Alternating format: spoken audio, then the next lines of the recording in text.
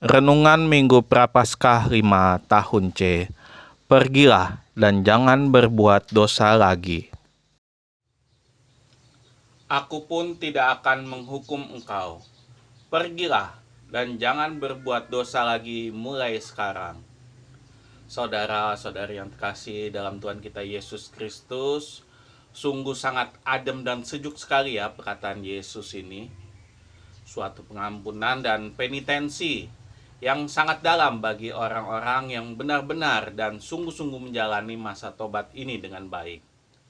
Yang memang ya, kalau kita menjalani masa prapaskah ini dengan baik, pasti benar-benar terasa sulit sekali menjalaninya. Di tengah kesibukan dan pekerjaan kita masih harus ke gereja untuk jalan salib.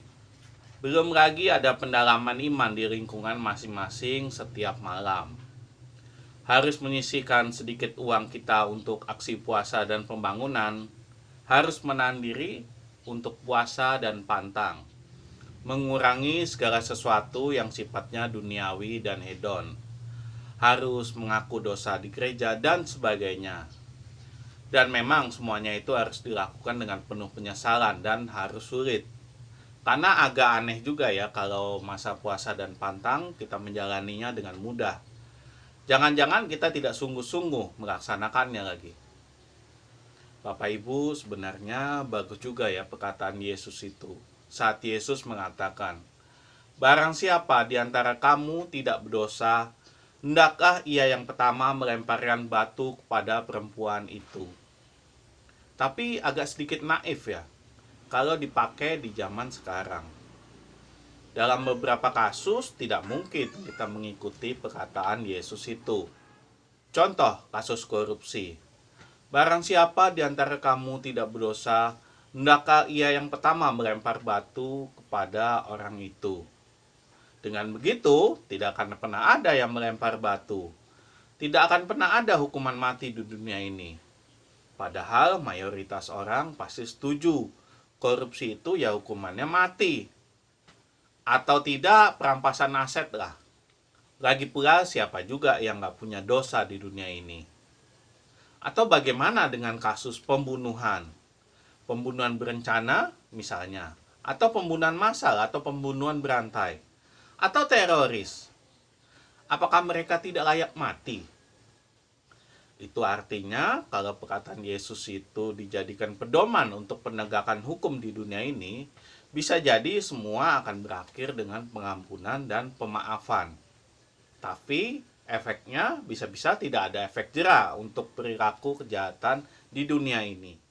Lantas, kenapa Yesus menjawab seperti itu? Saudara-saudari yang terkasih, hari ini kita kembali mendengarkan konfrontasi antara Yesus dengan ahli-ahli Taurat dan orang-orang Farisi. Dan sekarang orang-orang Farisi dan ahli-ahli Taurat itu sekali lagi mencoba Yesus dengan sebuah situasi yang sulit. Dan kalau kita dengarkan tadi, ada seorang wanita yang tertangkap dalam persinahan. Kemudian dibawa kepada Yesus. Nah, persinahan waktu itu adalah sebuah kesalahan, dosa yang besar, dan memang konsekuensinya juga besar, karena itu melanggar salah satu dari 10 perintah Allah. Mereka harus dihukum mati. Permasalahannya adalah orang-orang pada zaman Tuhan Yesus, orang-orang Yahudi, Israel pada zaman Yesus itu, mereka dijajah oleh Kekaisaran Roma. Dan Kekaisaran Roma itu sudah membuat peraturan bahwa orang-orang Israel tidak boleh main hakim sendiri. Tidak boleh menjatuhkan hukuman mati. Nah, ini menjadi sebuah dilema bagi Yesus. Kalau Yesus tidak melempar batu, tidak menghukum wanita itu, dia akan dituduh tidak setia pada hukum Taurat. Tapi kalau Yesus menghukum wanita itu, dia akan melanggar peraturan hukum Romawi. Dan bisa-bisa dia ditangkap oleh tentara Romawi karena dianggap membuat onar. Jadi kita lihat dilemanya. Melempar salah, tidak melempar juga salah. Seperti paribasa Indonesia, seperti makan buah simalakama. Sama-sama pilihan yang sulit. Yang menarik adalah sikap Yesus. Yesus menulis sesuatu di tanah dengan jarinya, dan dia menulis sebanyak 2 kali, menunjukkan sesuatu yang sangat penting yang kita tidak tahu dan tidak dijelaskan apa yang dituliskan itu. Dalam tradisi ada yang menafsirkan Yesus menuliskan dosa-dosa ahli Taurat dan orang Farisi yang sangat banyak, melebihi dosa wanita itu. Ada juga yang menafsirkan Yesus menuliskan nama-nama mereka, yang menunjukkan bahwa Yesus tahu bahwa semua nama mereka. Jadi seandainya mereka jadi melempar batu kepada wanita itu, maka nama-nama yang ditulis itulah yang bertanggung jawab atas pelemparan batu itu. Bahkan ada lagi yang menafsirkan Yesus tidak menulis apa-apa. Yesus hanya main tanah saja, yang menunjukkan Yesus tidak terlalu peduli dan tidak mau terlalu pusing. Seolah dia tahu itu adalah jebakan dan Yesus tidak terjebak pada perangkap mereka. Tapi Yesus terus didesak dan ditanya-tanya, apa yang akan dilakukan Yesus? Lalu terjadilah perkataan yang melegenda itu, yang diingat sepanjang masa. Barang siapa di antara kamu tidak berdosa, hendakkah ia yang pertama melempar batu kepada perempuan itu. Saudara-saudari yang terkasih dalam Tuhan kita Yesus Kristus, perkataan Yesus ini memang tidak bisa dipakai di segala macam kasus kejahatan. Tetap harus ada pengadilan dan penghakiman di dunia ini atas setiap kejahatan yang dilakukan. Bila terjadi pembunuhan, pencurian, penipuan, dan semua jenis kejahatan. Mungkin maksud Yesus baik kali ya. Bila ada orang yang melakukan tindak kejahatan, jangan sampai dibunuh. Baik dilempari batu, diracun, disetrum, ditembak, dan sebagainya. Mungkin hukuman yang paling masuk akal ya di penjara.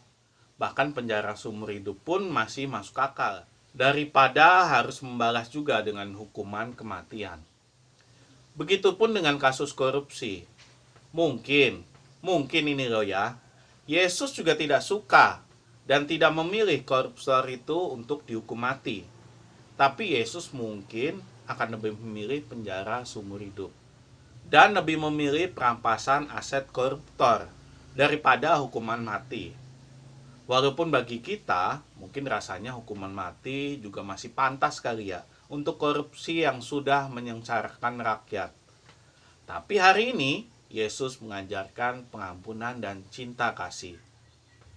Saudara-saudari yang terkasih dalam Tuhan kita Yesus Kristus, hari ini selain kita diminta untuk mengampuni dan mengasihi orang, kita juga diingatkan bahwa tidak ada satupun dari kita yang luput dari perbuatan dosa. Tidak ada satupun dari kita yang berhak melempar batu, apapun kesalahan orang itu. Dan hari ini, di Minggu Prapaskah ini, seolah-olah Yesus ingin mengingatkan bahwa kita sudah berada di penghujung Prapaskah, di ujung masa pertobatan kita. Dan sama seperti perkataan Yesus tadi kepada wanita itu, aku pun tidak menghukum engkau. Pergilah dan jangan berbuat dosa lagi mulai sekarang. Perkataan ini sekaligus menjadi penghiburan untuk kita, bahwa segala dosa-dosa yang telah kita lakukan telah diampuni, dan Tuhan tidak akan menghukum kita. Seolah-olah Yesus telah menerima segala pertobatan kita dan meminta kita untuk tidak berbuat dosa lagi. Maka baiklah kita semua berterima kasih kepadanya atas pengampunan itu dan selalu mengingat perkataan Yesus itu untuk pergi dan tidak berbuat dosa lagi. Marilah kita hening sejenak, marilah kita merenung.